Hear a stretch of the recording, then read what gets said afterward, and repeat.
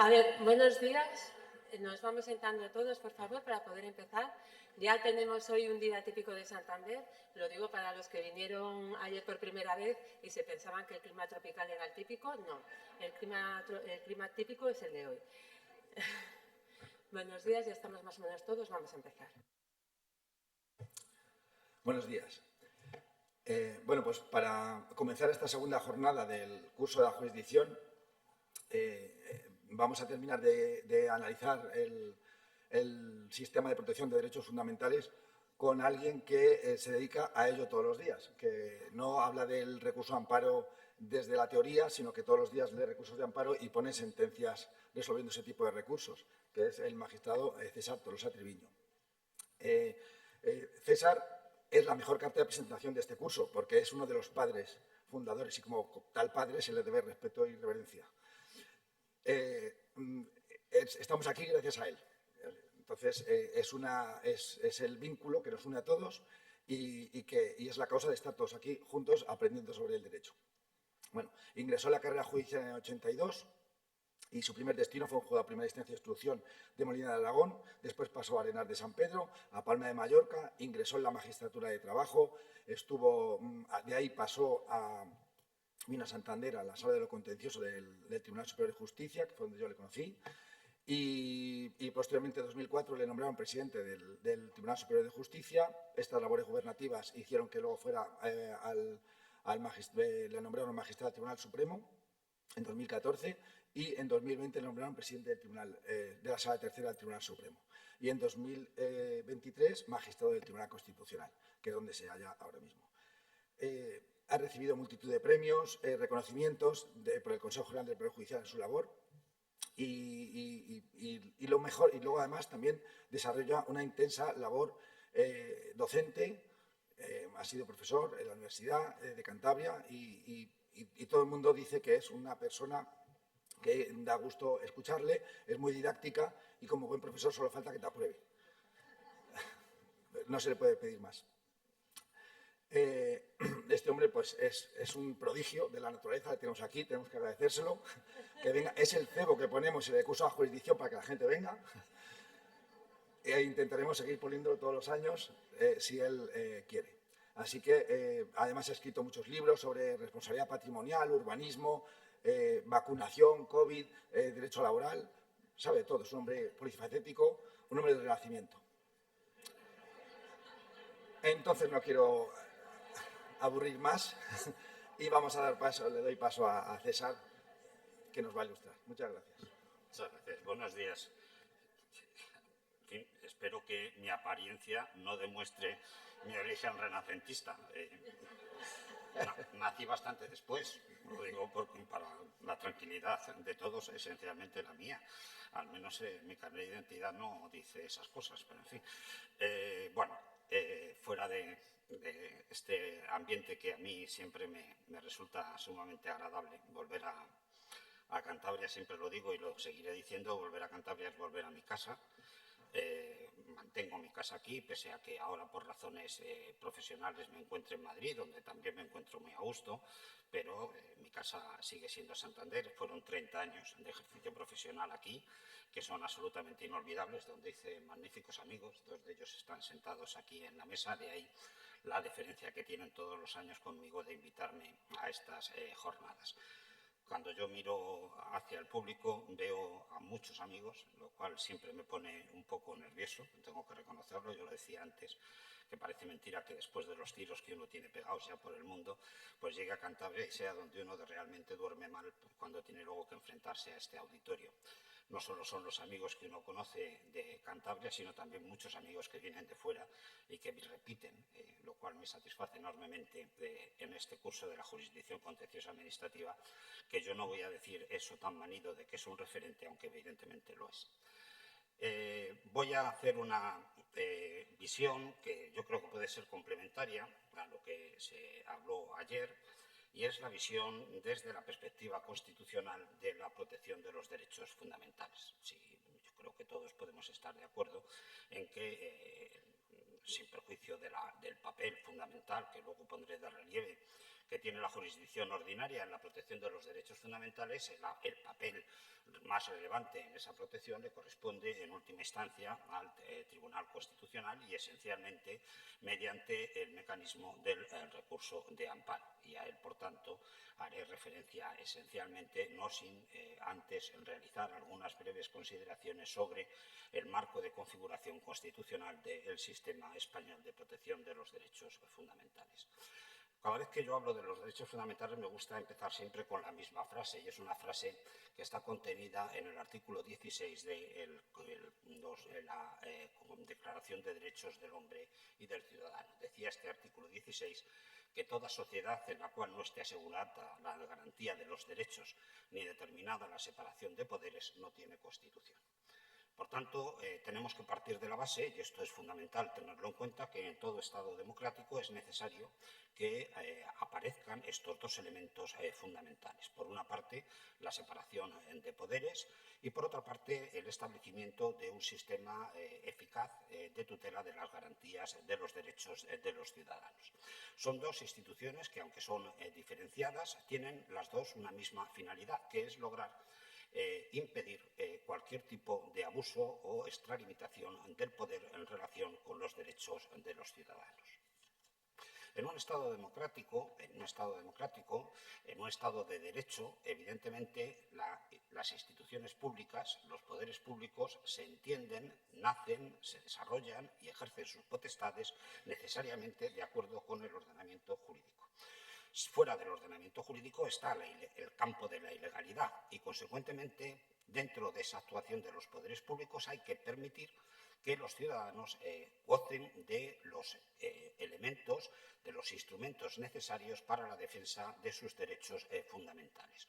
Por tanto, todo Estado democrático, todo Estado de derecho, junto con la definición de los derechos que se consideran fundamentales y a los que ahora la referencia, necesitan tener un mecanismo de defensa que permita, insisto, una tutela efectiva por parte de los tribunales de los derechos fundamentales de los ciudadanos. La tutela de los derechos fundamentales en la Constitución española, al modo y manera que se realiza en el resto de las constituciones europeas, se basa en dos elementos fundamentales, uno de naturaleza más sustantiva y otra de naturaleza propiamente jurisdiccional. La de naturaleza sustantiva es el reconocimiento, como decía hace un momento, al máximo nivel constitucional de la regulación de los derechos fundamentales de los ciudadanos. Por tanto, en el título preliminar, en lo que se conoce como parte dogmática de la Constitución española y en el título primero de dicha Constitución, se van a regular los derechos y libertades fundamentales. Y junto a ese primer elemento aparece el segundo, que ya no tiene naturaleza sustantiva, sino que tiene naturaleza propiamente jurisdiccional, que es los mecanismos de garantía, los mecanismos de tutela de los derechos fundamentales.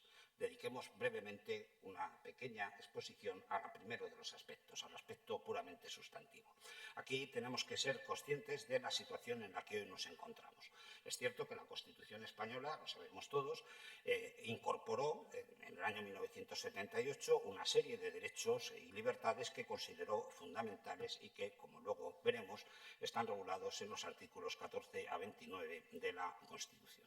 Sin embargo, y esto hay que ser conscientes, aunque no vamos a podernos dedicar en profundidad a los problemas que plantea, como la realidad supranacional de nuestro país ha dado lugar a que en la actualidad en España estén vigentes tres catálogos diferentes de derechos fundamentales. Junto al catálogo de derechos fundamentales reconocido constitucionalmente va a aparecer el catálogo de derechos reconocidos en la Convención Europea de los Derechos Humanos de 1950 y, como no, con mucho más recientemente, la Carta Europea de los Derechos Fundamentales aprobada en Lisboa el 1 de diciembre del año 2009.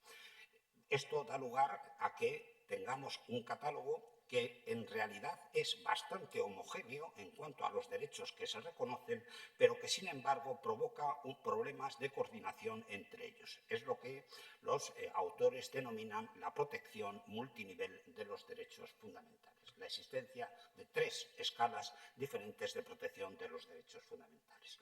Y esto, evidentemente, va a plantear algunos problemas desde la perspectiva de la garantía de dichos derechos y de los mecanismos que para su protección se establecen.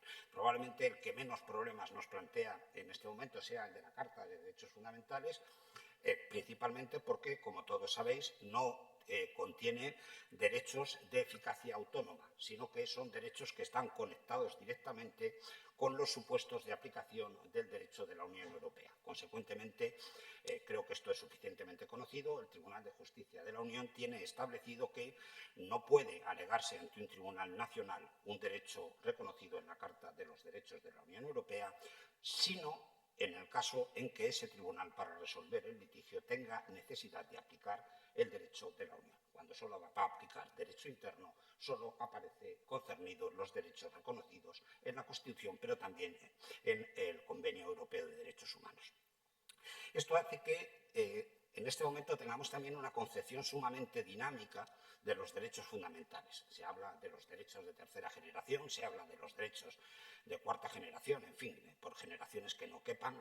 Algunos somos incluso renacentistas para tener una generación diferente, pero sí me interesa destacar que esto hace que los derechos fundamentales en este momento tengan un carácter sumamente dinámico. Permitidme que os ponga un ejemplo muy importante, que es la sentencia que dictó el Tribunal Europeo de Derechos Humanos en el año 2024, reconociendo un derecho al medio ambiente, sobre todo en materia de la lucha contra el cambio climático. Creo que esto es un asunto suficientemente conocido y es un asunto, por cierto, que, adelanto ya, está en este momento planteado de una forma un tanto diferente, pero también planteado en esos términos ante el Tribunal Constitucional, pendiente del dictado de sentencia, que espero que no se produzca en excesivo tiempo y no se dilate más tiempo.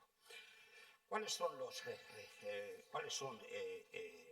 los derechos fundamentales y cómo se regulan ya más concretamente en la Constitución española? Pues si nos vamos al título primero, tendremos que empezar por recordar que los principios se regulan en el artículo 10, que los sujetos que son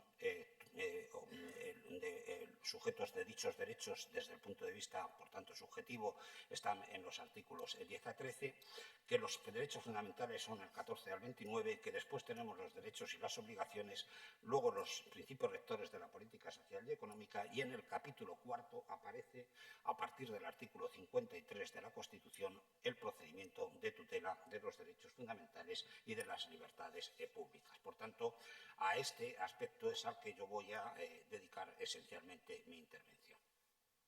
Este capítulo cuarto, perdón, he hecho el tercero, el capítulo cuarto del título primero, en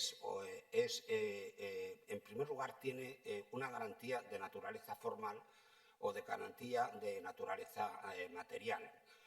En primer lugar, el artículo 53 establece una cuestión suficientemente clara, y es que los derechos fundamentales en nuestro país solo pueden regularse mediante ley que además afirma que deberá respetar en todo caso su contenido esencial. Esto significa ni más ni menos que no es posible el desarrollo o la regulación de los derechos fundamentales por la vía reglamentaria, ni siquiera en los casos en los que sirva para completar o para matizar la regulación legalmente establecida según la doctrina que ya sentó el Tribunal Constitucional en su sentencia 83/1984. Y esto, además, queda absolutamente refrendado por una mención que contiene el artículo 53.1, que suele pasar inadvertida, y es la remisión que ese 53.1 hace a que el procedimiento de tutela de los derechos fundamentales legalmente establecidos se realizará mediante el sistema del recurso de inconstitucionalidad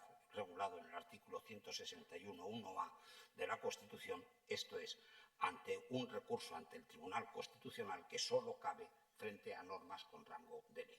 Consecuentemente, el artículo 53.1, además de realizar ese mandato, incluso desde el punto de vista procesal, acota perfectamente la cuestión.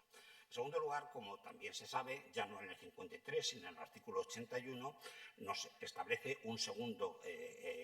una segunda garantía desde el punto de vista formal, en tanto en cuanto la regulación no solo tiene que ser por ley, sino que además tiene que ser por ley orgánica.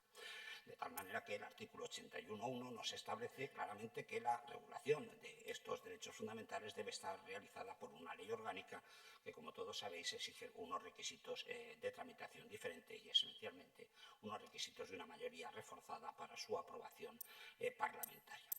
Y me interesa destacar muy especialmente, porque es un fenómeno que, y permítaseme la expresión, desgraciadamente, hemos sufrido con absoluta abuso durante los últimos años en nuestro país, la limitación que se realiza al contenido del artículo 86.1, la utilización del decreto ley.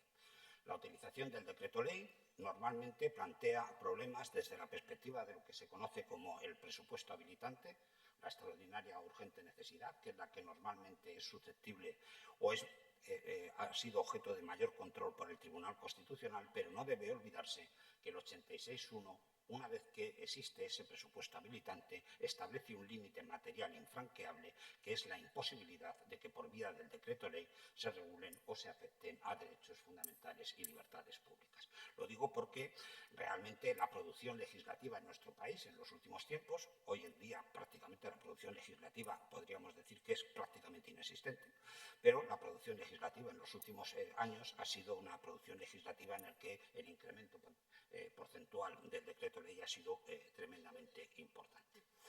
¿Cuáles son, ya entrando en los temas procesales, las vías procesales que establece nuestra Constitución para la defensa de los derechos fundamentales? Pues dos vías diferentes. Una vía que corresponde a la jurisdicción ordinaria y otra vía que corresponde al Tribunal Constitucional. Son dos vías diferentes porque en nuestro país, como todos vosotros conocéis suficientemente, el Tribunal Constitucional no forma parte del Poder Judicial. De forma tal que, si acudimos al artículo 123 de la Constitución, nos establece claramente cómo en la cúspide del sistema judicial español se encuentra el Tribunal Supremo y no el Tribunal Constitucional. Consecuentemente, las relaciones entre el Tribunal Constitucional y el Tribunal Supremo, y esto es importante dejarlo aquí porque los conflictos son permanentes y probablemente será difícil que no dejen de serlo en un futuro, no se basan evidentemente en una relación de jerarquía. Aquí no hay relación de jerarquía entre el Tribunal Constitucional y la jurisdicción ordinaria, aunque a muchos les gustaría, pero eso es otra cuestión diferente. Bien, desde esa perspectiva, habría que distinguir entre la tutela de los derechos fundamentales que se realiza en la jurisdicción ordinaria de la que se realiza en el Tribunal Constitucional, porque, insisto, son dos vías que constitucionalmente tienen un tratamiento diferenciado. ¿Cuáles son las vías que tiene la jurisdicción ordinaria? Pues esencialmente dos. Una de carácter transversal o de carácter general, que es la aplicación en todo tipo de procesos de las garantías procesales establecidas en el artículo 24 del texto constitucional. El principio de la tutela judicial efectiva constituye probablemente, también desde el punto de vista porcentual, en cuanto a su trascendencia en el ámbito del recurso de amparo, el recurso más utilizado a la hora de la defensa de los derechos fundamentales en el ámbito procesal. Pero, independientemente de este elemento de carácter transversal, y ayer se habló aquí de esta cuestión, existe un mecanismo que está contemplado en el artículo 53, que es el mecanismo del establecimiento de un procedimiento que la Constitución denomina o caracteriza con tres elementos fundamentales. Un procedimiento especial de carácter preferente y de carácter sumario, que, como todos sabéis, en el ámbito de la jurisdicción contenciosa administrativa está regulado en los artículos 114 y siguientes de la ley de la jurisdicción. Insisto, ayer se hizo referencia a ello y, por tanto, yo no voy a hacer referencia. Sí me gusta indicar, y esto es importante tenerlo en cuenta, que desde esa perspectiva y desde la perspectiva de esa doble autorización para la defensa de los derechos fundamentales de la jurisdicción ordinaria, el juez ordinario se convierte en un juez constitucional. Se convierte en el juez de garantías de los derechos fundamentales. Es más, el Tribunal Constitucional, en una sentencia ya del año 1987, afirmó que la jurisdicción ordinaria constituyen o son los guardianes naturales de las libertades individuales. ¿Qué quiere decir esto? Quiere decir que los jueces ordinarios, a la hora de resolver los conflictos, tienen que resolverlos mediante la aplicación directa de los derechos fundamentales reconocidos en la parte dogmática de la Constitución. Conviene recordar y hacer un poco de historia. Esto no siempre fue así. Hasta mediados del siglo XX, los constitucionalistas entendían que la parte dogmática, la parte programática de la Constitución no era una parte que fuera directamente aplicable por los jueces y tribunales. Se consideraba que para que los derechos fundamentales pudieran ser objeto de aplicación por parte de la jurisdicción ordinaria era necesario la existencia de una labor de intermediación de la legalidad. Consecuentemente, aquellos derechos fundamentales que no habían sido objeto de regulación o de desarrollo mediante la legalidad ordinaria, no era posible su alegación ante los tribunales ordinarios. Evidentemente, esta situación ha cambiado radicalmente. Hoy los derechos fundamentales son directamente aplicables y esa aplicabilidad directa encuentra acomodo desde el punto de vista constitucional en el contenido del artículo 9.1 de nuestro texto constitucional. Así lo afirmó ya el Tribunal Constitucional en la sentencia 16 del 82, cuando dijo que la Constitución, lejos de ser un mero catálogo de principios, vincula a los jueces ordinarios a la hora de la resolución de sus litigios. Por tanto, el juez ordinario es un juez constitucional, es un juez de garantías de los derechos fundamentales. Y esto conviene no olvidarlo nunca, porque esto va a dar lugar a uno de los caracteres más importantes y más problemáticos que tiene el recurso de amparo, que es el carácter subsidiario. Por tanto, el recurso de amparo solo va a entrar en funcionamiento en aquellos casos en que los jueces ordinarios no hayan cumplido con su labor de jueces de garantías de forma adecuada a juicio de las partes o a juicio del Tribunal Constitucional. En cuanto al procedimiento del 53.2, ya se habló ayer aquí, decir que es un procedimiento especial, pero que no tiene jueces especiales. La especialidad viene porque se trata de un procedimiento de cognición limitada. Esto es, en el artículo 114 se limita claramente las pretensiones que se pueden ejercitar por las partes a la tutela de los derechos fundamentales, de forma tal que queda fuera del círculo de conocimiento de este procedimiento todas las cuestiones que afectan a la legalidad ordinaria. Otra cuestión es que muchas veces distinguir entre lo que es legalidad constitucional y legalidad ordinaria sea bastante complejo, pero esta es otra cuestión.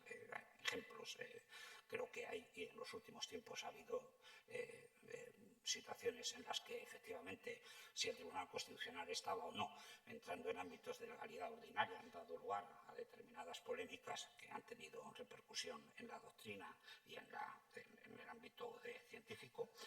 En segundo lugar, el principio de preferencia es simplemente que tiene que ir antes. El problema es cómo están las jurisdicciones. Claro.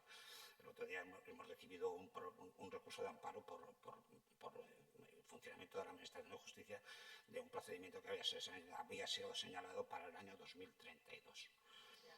Claro, en fin, hablar de preferencia y sumariedad cuando estamos hablando de un procedimiento de 2032, ya lo he dicho, ¿no? Tranquilos, no era contencioso. ¿Vale? Pero tampoco voy a decir de qué era. Pero 2032. En fin, el Tribunal Constitucional ha dictado ya 2 sentencias sobre dilaciones indebidas y la vía del recurso a la responsabilidad patrimonial por defectuoso funcionamiento de la Administración de Justicia. Lo dejo ahí, ¿vale? Lo dejo ahí, porque aquí, como hay... afortunadamente tenemos un público variado, pues a alguno le puede ser útil esa reflexión. Bien,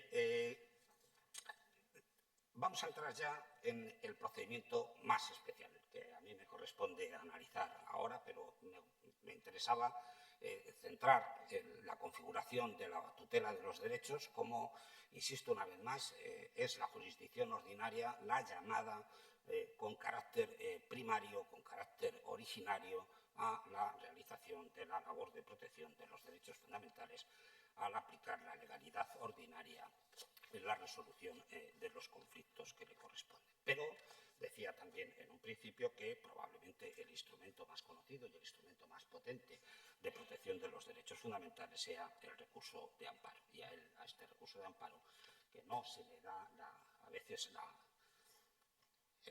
la atención que merece, porque es un recurso sumamente complejo, y lo vamos a demostrar posteriormente, y no solo es sumamente complejo, sino que es escasamente admisible. Luego daré unas estadísticas, pero espero que cuando termine de dar las estadísticas todos permanezcáis sentados.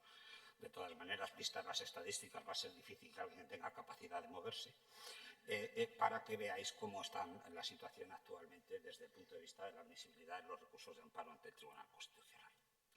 El Tribunal Constitucional es el recurso de amparo, lo sabemos todos, no hay problema, es el recurso para la tutela y garantía de los derechos fundamentales reconocidos en los artículos 14 a 29 y 32 de la Constitución.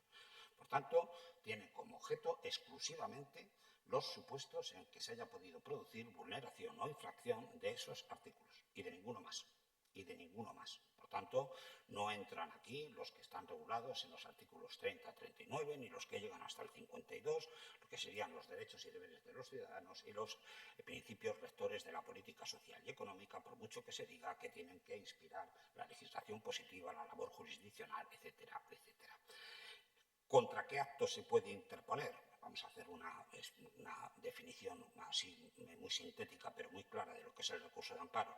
Pues prácticamente contra todos los actos de los poderes públicos, también contra las vías de hecho, también contra las omisiones, siempre y cuando, vuelvo a repetir, cualquiera de estas actuaciones de cualquier autoridad pública, incluida lógicamente la autoridad judicial, haya podido infringir o se entienda por la parte que se haya podido producir una vulneración de los derechos fundamentales. De tal manera que estamos también ante un procedimiento de cognición limitada, en tanto en cuanto, al igual que ocurría en el supuesto del 114, la única pretensión que se puede ejercer en el ámbito del recurso de amparo es la protección, o es la declaración, o en su caso, el remedio por parte del Tribunal Constitucional a la infracción que se haya podido producir de los derechos fundamentales. El recurso de amparo, de esta manera, parecería que tiene esencialmente una dimensión subjetiva, o lo que es lo mismo, es un procedimiento de tutela de los derechos de un ciudadano frente a una actuación de los poderes públicos.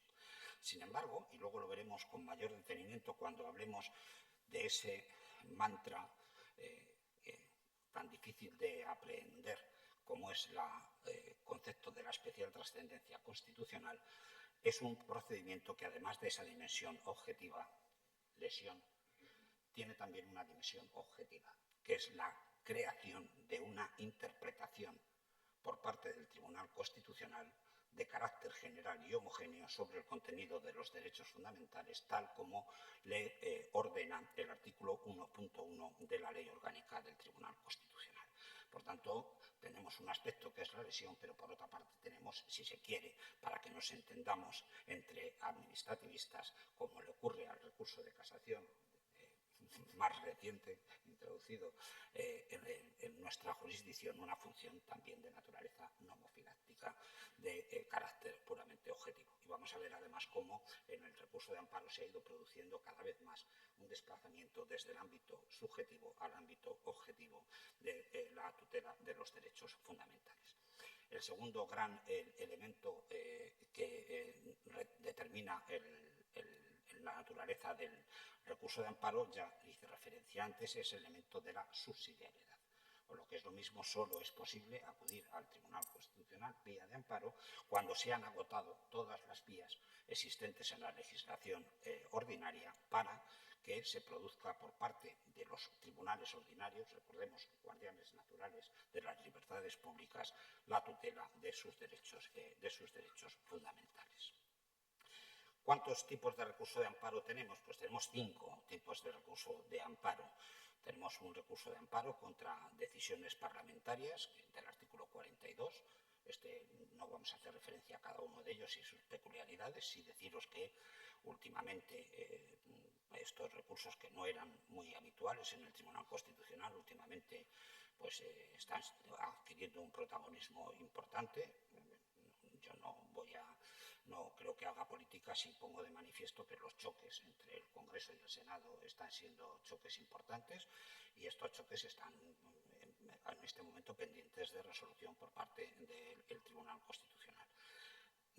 En segundo lugar, tendríamos los recursos de amparo frente a decisiones administrativas o gubernativas, del artículo 43. Y, por último, probablemente el que se lleva la medalla de oro en cuanto a cantidad, que son los recursos frente a las decisiones judiciales del artículo 44. Nos quedarían los otros dos, que son los recursos de amparo electoral del 49.3 y del 114.2, pero que evidentemente no voy a comentar aquí. Además, tengo que decir que al Tribunal Constitucional en amparo, yo llevo 3 años, este país lleva en elecciones permanentes 3 años y hemos visto 2 asuntos, lo que quiere decir que tampoco tiene excesiva trascendencia. Problemas que empieza a plantear el recurso de amparo. El primer problema que empieza a plantear el recurso de amparo es el problema de la legitimación. ¿Quién puede interponer un recurso de amparo? Y, en principio, la cosa parece que no tiene problemas. El recurso de amparo lo puede interponer cualquiera que tenga un interés legítimo. Por tanto, fijaros bien que estamos utilizando el mismo concepto que utiliza la ley de la jurisdicción en nuestro artículo 19. Y, en todo caso, el Ministerio Fiscal y el Defensor del Pueblo. El Defensor del Pueblo normalmente no suele acudir al Tribunal Constitucional. Os voy a decir una cosa que es verdad, y lo voy a decir porque estamos en Cantabria. En el tiempo que yo llevo allí solo ha presentado un recurso, que además no es de amparo, sino de cuestión de inconstitucionalidad, que tiene que ver precisamente con las legislaciones autonómicas que autorizan la caza del lobo. Por tanto, el papel del Defensor del Pueblo en defensa de los ciudadanos es especialmente relevante, porque la figura central, en vez del ciudadano, es el lobo, lo cual no me deja a mí de sorprender. Algo hay que criticar, porque si no, no tiene mérito. Y sobre todo, sí, porque es un elemento fundamental. Lo digo, bueno, es sustancioso. Cantabria se ha personado también. El otro día hemos admitido la personación de la comunidad gallega. Evidentemente hay en sitios donde no se persona a nadie, porque entre otras muchas cosas no hay lobos. En fin, ¿qué lo vamos a hacer?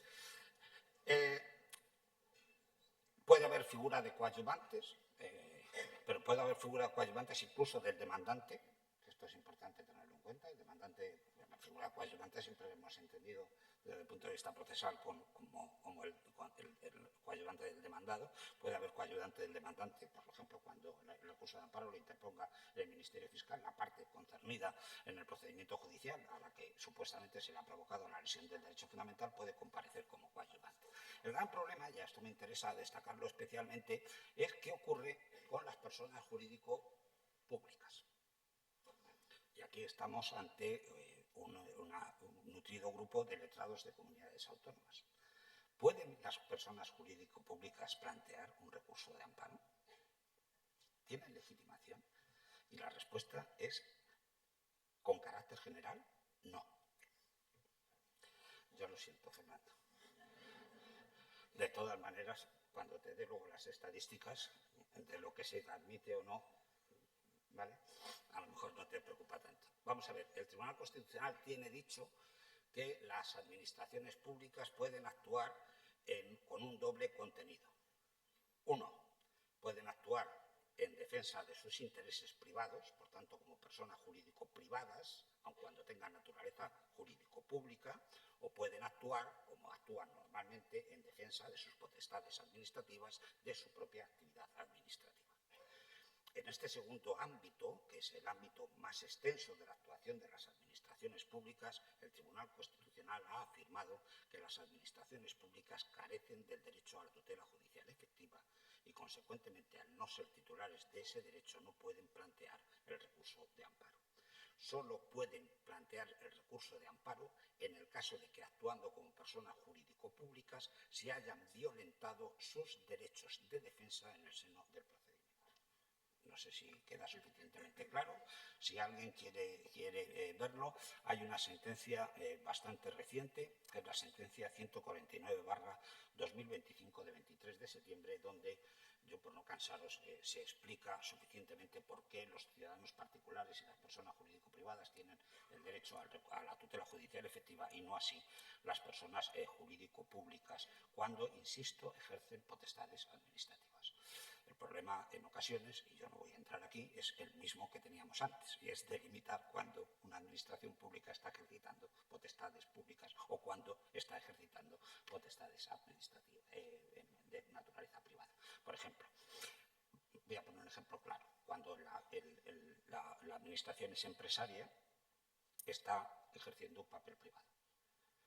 Ahora bien, y aquí lo dejo, cuando la administración contrata por vía privada, por vía del derecho civil y no por la vía de la ley de contratos del sector público, está ejerciendo potestades públicas o privadas.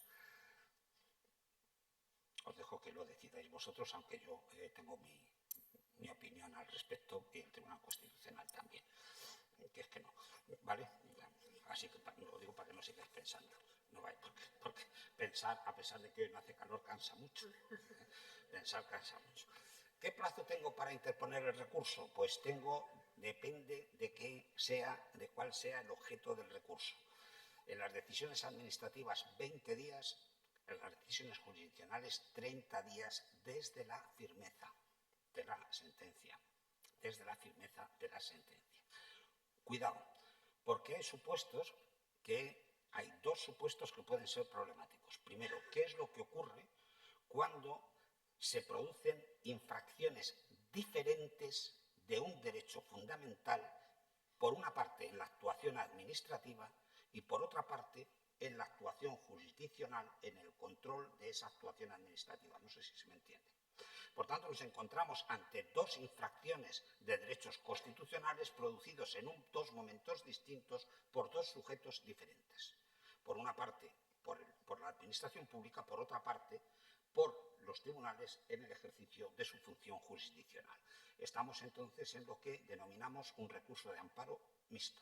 Tampoco hemos tenido un gran ingenio a la hora de ponerle el nombre, ¿eh? Un recurso de amparo mixto. En este recurso de amparo mixto, como todos imaginaréis, el plazo es el de 30 días, porque es el plazo más favorable. Problema que hay, y luego es muchos recursos que no son extemporáneos. Extemporáneos hay muy pocos.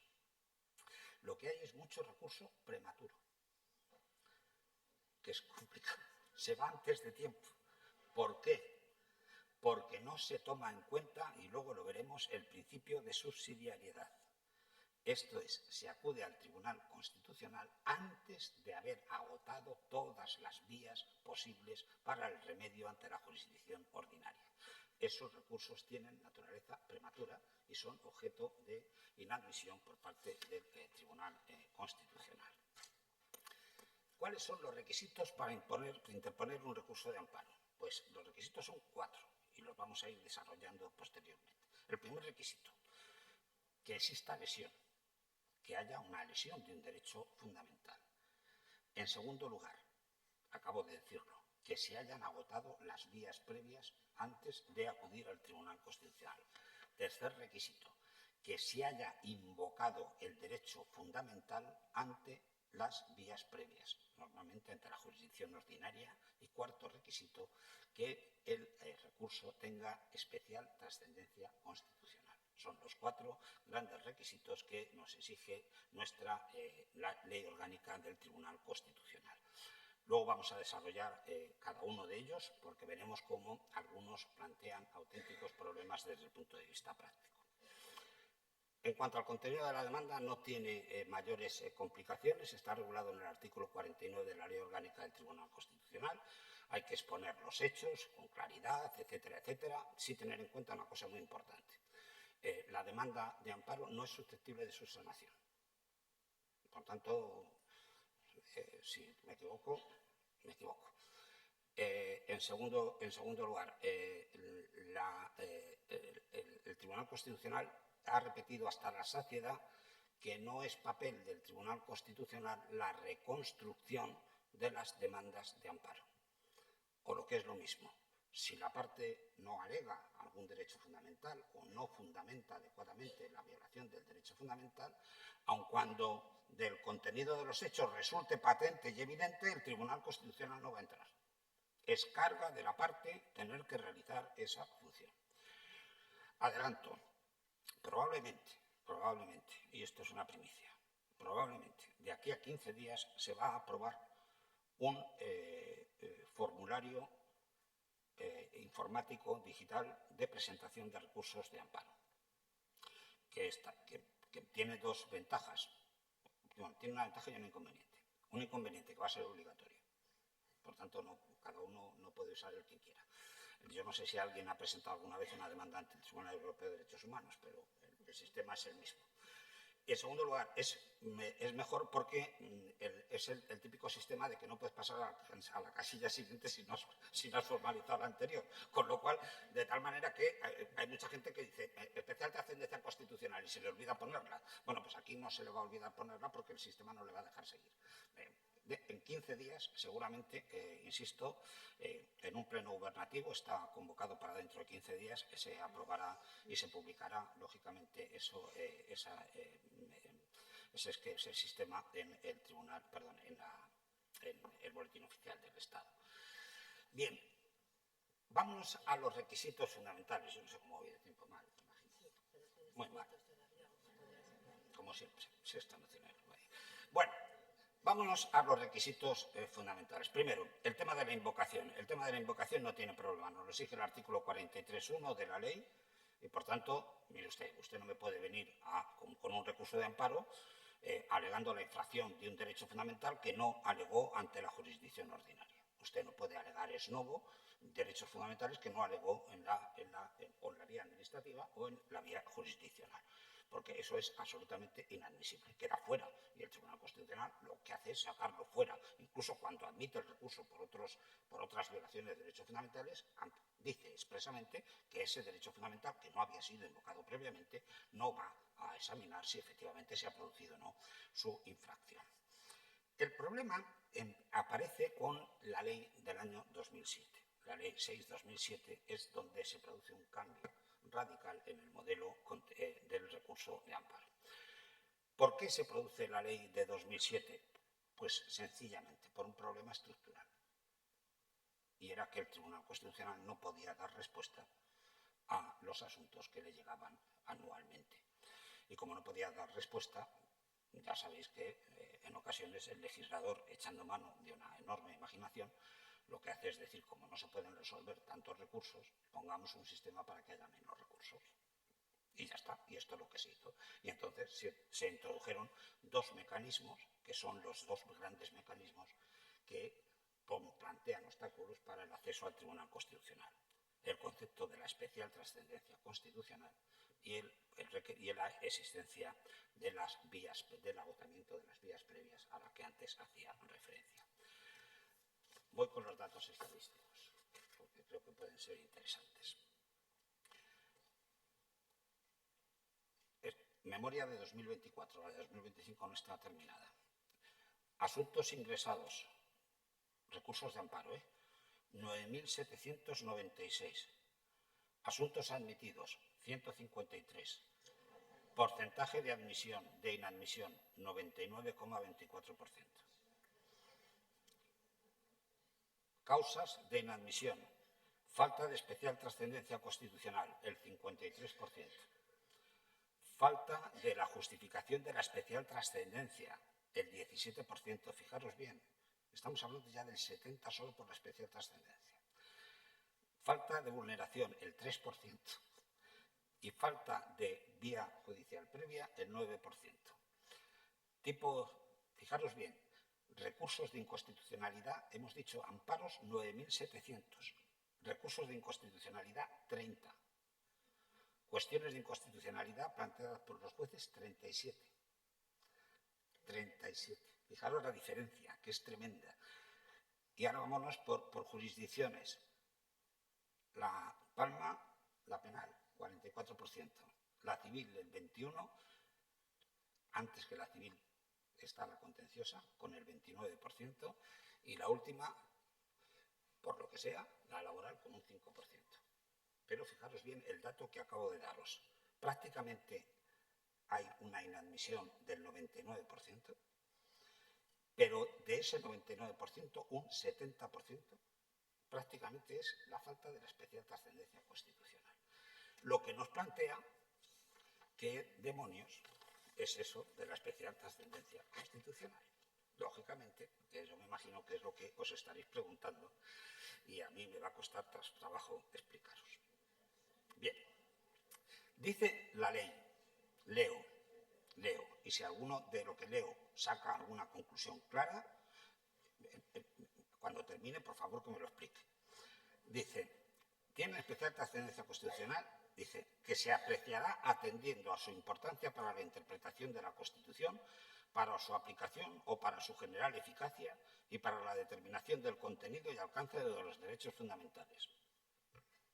Absolutamente claro. Quien no haya entendido la especial trascendencia constitucional es porque no ha leído bien. Leerlo despacito y seguiréis igual. No hay problema ninguno. Lo que sí que ocurre aquí es que, fijaros bien, la introducción de la especial trascendencia constitucional supone un cambio radical en la formulación del recurso de amparo. En primer lugar, porque tradicionalmente todo recurso de amparo era, por lo general, admisible, salvo que hubiera una causa de inadmisibilidad. Y ahora ocurre justamente lo contrario. El recurso de amparo solo se admite cuando concurren determinados requisitos. Hemos cambiado totalmente. Pero además se produce otro elemento fundamental, al que antes también me refería, que es la objetivación del recurso de amparo. ¿Por qué? Porque ahora lo principal, lo primero que examina el Tribunal Constitucional no es si existe o no existe lesión de derecho fundamental, sino si existe o no especial trascendencia constitucional. Lo que da lugar, y hay que decirlo con claridad, a que pueda haber supuestos en los que haya lesión, pero no habiendo especial trascendencia constitucional, el Tribunal Constitucional no entre a analizar la existencia o inexistencia de lesión. Porque el primer juicio que se realiza en la actualidad, no fue así en un principio, es el de la especial trascendencia y posteriormente el de la lesión. Se ha producido, por tanto, el Tribunal Constitucional lo entendió así, ya en una sentencia que es la 155/2009, una auténtica objetivación del recurso. Y alguien dirá, hombre, esto es muy grave. Bueno, esto es muy normal. Y diremos que es muy normal porque el proceso de objetivación se ha producido con el interés casacional objetivo en nuestra jurisdicción y el sistema se introdujo por parte de la Comisión Europea en los procedimientos ante el Tribunal de Justicia de la Unión Europea en materia de competencia. Y el sistema está introducido en el artículo 35.3 del Tribunal Europeo de Derechos Humanos. Por tanto, la objetivación del recurso, la determinación, por tanto, de que el tribunal decida qué asuntos va a resolver o no, que no es, acordémonos del certiorari, es una realidad procesal. Normalmente la especial trascendencia constitucional se aprecia al inicio, pero no hay obstáculo, es muy extraño que lo haga el tribunal, pero no hay obstáculo a que lo pueda hacer en sentencia. Y es que una vez planteado el asunto, ya con las posiciones de las partes, entienda que no hay especial trascendencia constitucional. Esto suele ser bastante excepcional. El sistema era tan inseguro que terminamos en el Tribunal Europeo de Derechos Humanos por la introducción de la especial trascendencia. Pero el Tribunal Europeo de Derechos Humanos, en una sentencia benigna, voy a llamarla benigna, flexible, en una sentencia de 20 de enero de 2015, en la sentencia Arribas-Antón contra España, validó el sistema de la especial trascendencia constitucional. ¿Esto significa que el tribunal es discrecional a la hora de admitir recursos de amparo? No. Hay una potestad reglada. Ahora, ¿cuáles son los supuestos? Pues los supuestos no están en la ley, a diferencia de nuestro artículo 82, ¿verdad?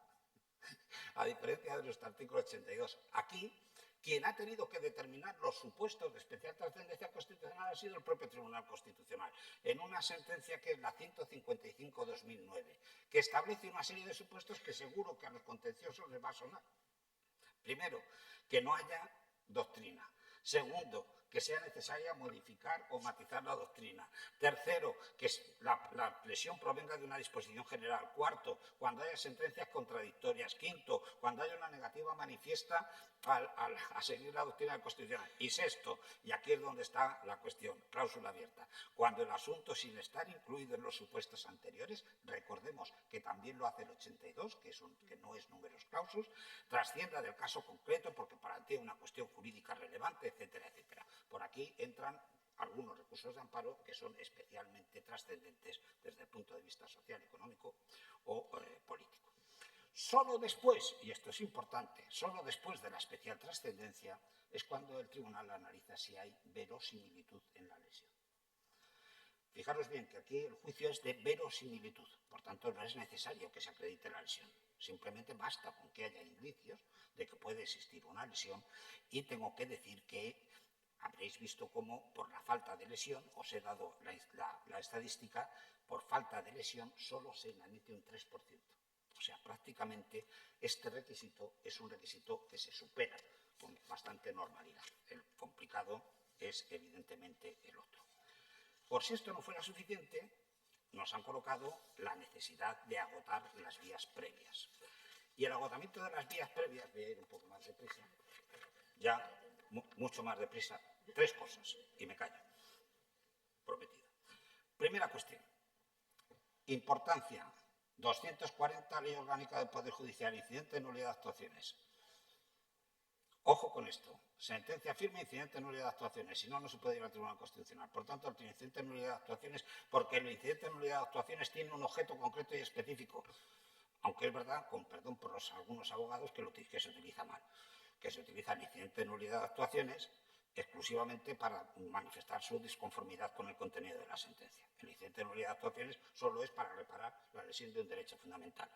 Ahora también, en defensa de los abogados, ante la duda de si hace falta o no el incidente de nulidad de actuaciones, lo presentan, porque antes de que lleguen al Tribunal Constitucional le digan que no vale.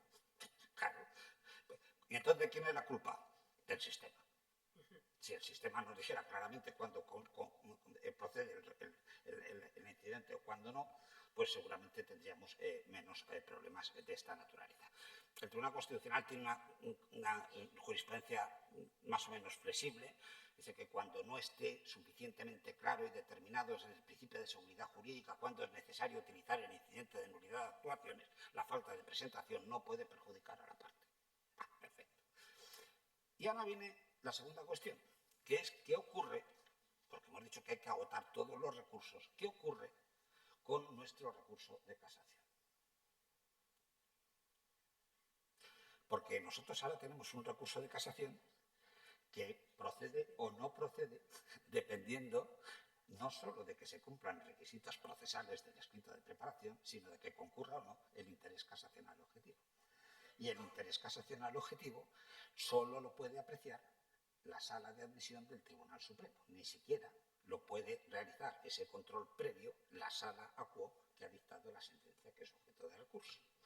Y el problema es, oiga, cuando yo estoy plenamente convencido de que mi asunto no presenta interés casacional objetivo, pensemos, por ejemplo, una responsabilidad sanitaria en la que lo que voy a discutir es el resultado de una prueba pericial. ¿Me voy al recurso de casación para agotar la vía previa o me voy directamente al recurso de amparo? ¿Nos estamos entendiendo? El Tribunal Constitucional se ha planteado esta cuestión y se la ha planteado, y os voy a citar, sí que me interesa citaros las sentencias porque creo que es importante, la sentencia 8/2020 y la sentencia 121/2019. Y aquí ha venido a distinguir dos cosas, tres principios que os queden claros, pero luego os leí la sentencia que seguramente lo dicen mejor que yo, pero 3 principios claros. Primero, cuando la sala a quo ha admitido el recurso de casación,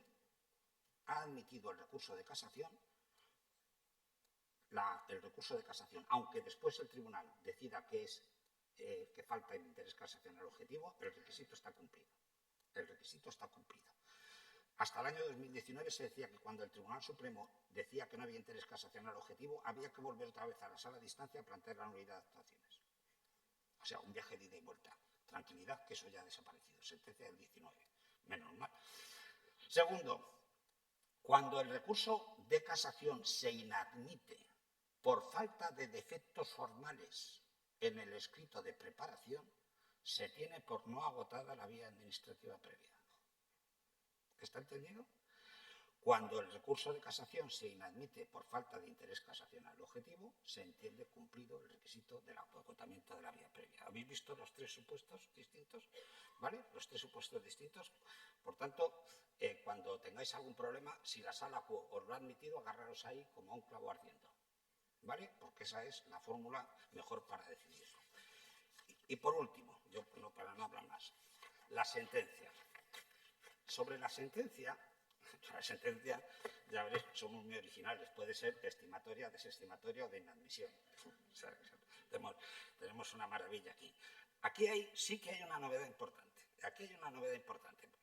La sentencia desestimatoria dice que no hay vulneración, la de inadmisión manda el toro al corral, ahora que estamos en San Isidro, y la de estimación puede hacer tres cosas: anular el acto o la resolución judicial, puede declarar la existencia del derecho que ha sido negado o puede, ojo, la del restablecimiento, como ocurre en la jurisdicción contenciosa, el restablecimiento de una situación jurídica individualizada.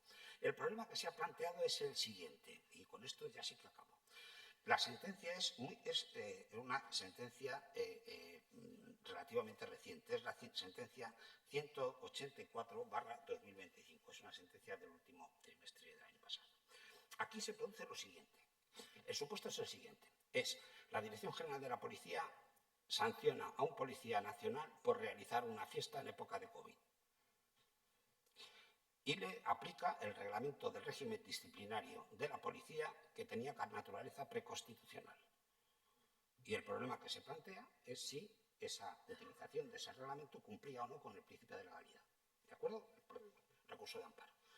El Tribunal Constitucional llega a la conclusión de que el reglamento del régimen disciplinario previo a la Constitución había sufrido modificaciones postconstitucionales que le hacían perder esa exención del control del principio de legalidad que tienen normalmente los reglamentos preconstitucionales. ¿Estamos de acuerdo? Y el problema que se plantea es el siguiente.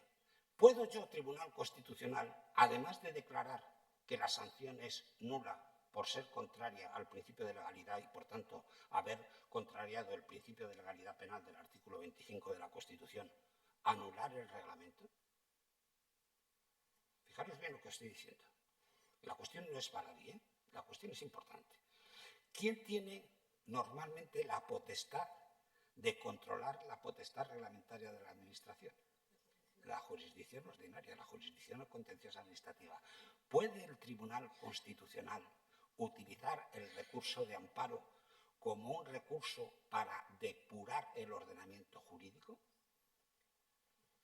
En principio, el recurso de amparo hemos dicho que tiene una finalidad exclusiva de protección de los derechos fundamentales, pero no de depuración del ordenamiento jurídico. Y el Tribunal Constitucional tampoco tiene ningún mecanismo como tiene la jurisdicción ordinaria, que también se habló ayer aquí, lo cual dice mucho de lo bien que se efectúan los programas de este curso, sobre la cuestión de ilegalidad. No lo tenemos.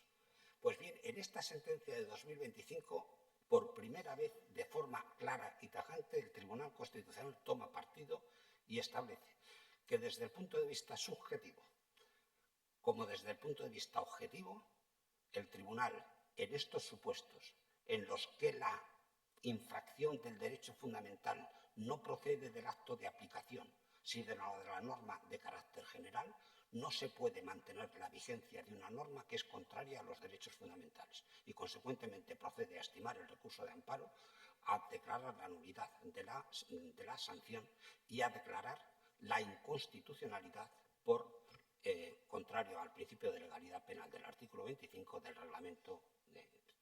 Estamos ante un supuesto excepcional, pero que ha abierto una nueva vía en la cual, como podéis observar, se abre también el ámbito de actuación del Tribunal Constitucional en el contenido de sus sentencias.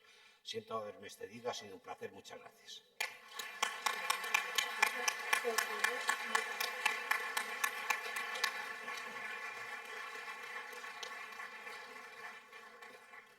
Pues muchas gracias, César, por habernos desbrozado los arcanos del recurso de amparo, que nos hace a todos más accesible, ¿eh? ¿O no? Bueno, pues comenzamos un turno de preguntas. ¿Quiere alguien preguntar? No veo ninguna mano. No la veo. Ah. A Pedro no se lo paséis.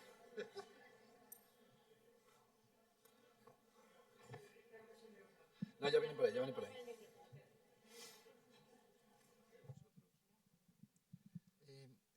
Hay veces que el Tribunal Supremo, cuando cambia la jurisprudencia, lo hace de forma consciente y reflexiva. Otras veces cambia la jurisprudencia sin tener mucha conciencia de ese cambio. y hay veces que el Supremo dice que la jurisprudencia está en tránsito, es decir, que está en un proceso de evolución que llegará a algún extremo. Mi pregunta es si, traspolando un poco esos conceptos, la sentencia del Tribunal Constitucional, que el voto mayoritario introdujo una interpretación llamativa del artículo 23.2 en relación con la discrecionalidad administrativa y la sentencia del Supremo sobre el nombramiento fiscal de menores, esa interpretación del artículo 23.2, que afecta mucho a la caracterización dogmática de la discrecionalidad administrativa, respondió al nivel del voto mayoritario, que no fue el tuyo, a un entendimiento consciente de la jurisprudencia clásica de la discreción administrativa. Debemos entender que es un cierto cambio, evolución, es una sentencia de caso único, porque nosotros tenemos muchos casos que se plantea el tema de la discrecionalidad y nos preocupa saber si debemos repensar lo que durante muchos años hemos pensado que es una doctrina muy establecida. Pedro fue jefe de gabinete conmigo en la presidencia de la Sala Tercera y por la pregunta que me acaba de efectuar acabo de comprobar que no le traté muy bien. Vamos a ver, primera cuestión, Pedro. Cuando se plantea una cuestión de esta naturaleza, el recurso que tú me acabas de hablar es un recurso de amparo, pero sin embargo la sentencia es una sentencia de pleno. Cuando el tribunal entiende que va a efectuar una modificación de su jurisprudencia anterior, los asuntos que normalmente los recursos de amparo, no lo he dicho, se ven en sala, no se ven en pleno, normalmente se ven en sala. Hay dos salas en el tribunal, la primera y la segunda, 6 magistrados en cada una. Esos asuntos se llevan a pleno. Por tanto, este asunto se llevó a pleno.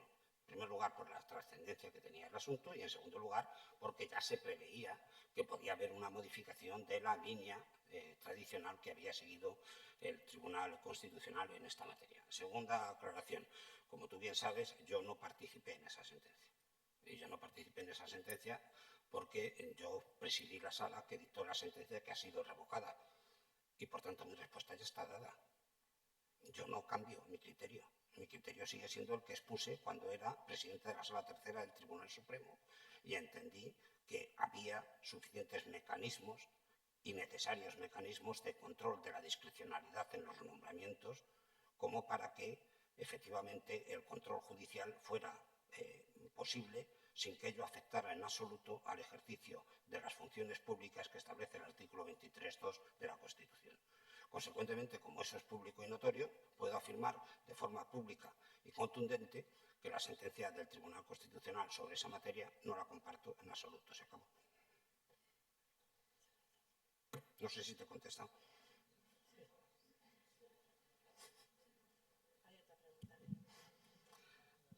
¿Va a ser esa la línea en un futuro? Si me preguntas, ¿va a ser esa la línea en un futuro?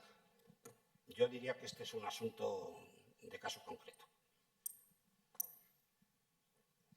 Hola, buenos días. Soy Luis Carlos Martín, magistrado de Zaragoza en un tribunal de instancia. Nos conocemos. Antiguo juzgado. Enhorabuena por la charla y he visto los datos de las cuestiones de inconstitucionalidad. Lo he apuntado, 37 cuestiones en un año. Yo pensaba que serían más porque somos casi ya 6.000 jueces en general. Bueno, la cuestión que quiero plantear es la siguiente. A ver, a todos nos surgen, pues, no todos los días, pero de vez en cuando, pues, la posibilidad o la idea de plantear alguna cuestión de inconstitucionalidad, ¿no? Siempre pues, hay esas dudas o situaciones que lo pueden suscitar. Entonces, la pregunta que yo hago es ¿cuál es un poco no sé si decir la recomendación o el consejo, un poco la idea o cuál sería el planteamiento adecuado para, desde un magistrado del Tribunal Constitucional respecto de nosotros, pues con el corazón en la mano decir no plantees la cuestión porque no se va a admitir o esta sería un poco la orientación o no sé, cuál podría ser un poco la guía, la pauta para no trabajar en balde, quiero decir, a ver, que pues se admitirán, no se admitirán, pero un poco cuál podría ser o alguna pauta, en fin, alguna idea. Muchas gracias. Estaría bueno, gracias a ti siempre. Vamos a ver, el principio general es que las cuestiones de inconstitucionalidad se admiten.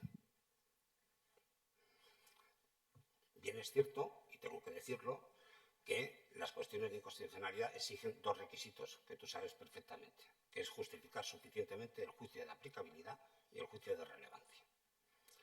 Y después hay un tercer elemento, que es que la cuestión no sea notoriamente infundada. Por tanto, serían los 3 elementos a controlar por el Tribunal Constitucional.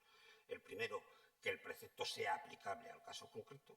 El segundo, que el precepto que es aplicable además sea relevante para la decisión de fondo que debe adoptar el juez. Y, por último, que la duda de constitucionalidad que plantea el juez por la oposición del precepto a la Constitución sea, al menos, no sea notoriamente infundada. ¿Qué es lo que ocurre? Lo que ocurre, y lo tengo que decir con claridad, es que hay muchas cuestiones de inconstitucionalidad que se inadmiten por no cumplir los 2 primeros requisitos, el de aplicabilidad y de relevancia. Esto conlleva un trámite que está establecido en el artículo 37 de la Ley Orgánica, con audiencia del Ministerio Fiscal General y normalmente la inadmisión. Yo no tengo los datos de cuántas cuestiones de inconstitucionalidad se inadmiten, pero son unas cuantas. Son unas cuantas. Por tanto, consejo, aplicabilidad y relevancia. Aplicabilidad y relevancia. Tienes que acreditar, tienes que razonar suficientemente. Una cuestión de inconstitucionalidad es difícil de hacer. No es fácil, es trabajosa. Pero si se quiere que se admita, hay que trabajarla. Y, por tanto, hay que establecer muy claramente que el precepto es aplicable. Y, en segundo lugar, hay que establecer que, efectivamente, tú no puedes resolver el asunto sin que alguien te diga antes si esa norma, que es absolutamente imprescindible y relevante para la resolución del proceso, es o no conforme a la Constitución. Si no se da alguno de esos 2 requisitos, generalmente, porque lo de notoriamente infundada es más difícil que normalmente, porque con que haya una cierta duda, más o menos razonable y explicada motivadamente por el juez, es suficiente.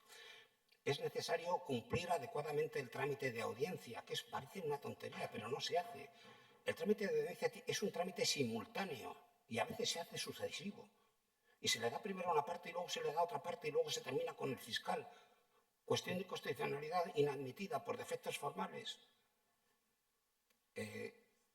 Cuidar un poquito esas cosas. Pero en principio el tribunal tiene establecido como doctrina un trato deferente al planteamiento de las cuestiones de inconstitucionalidad por parte de los jueces, porque se trata, en definitiva, de colaborar, ahí sí, en la función que los jueces tienen de control de la constitucionalidad de las normas.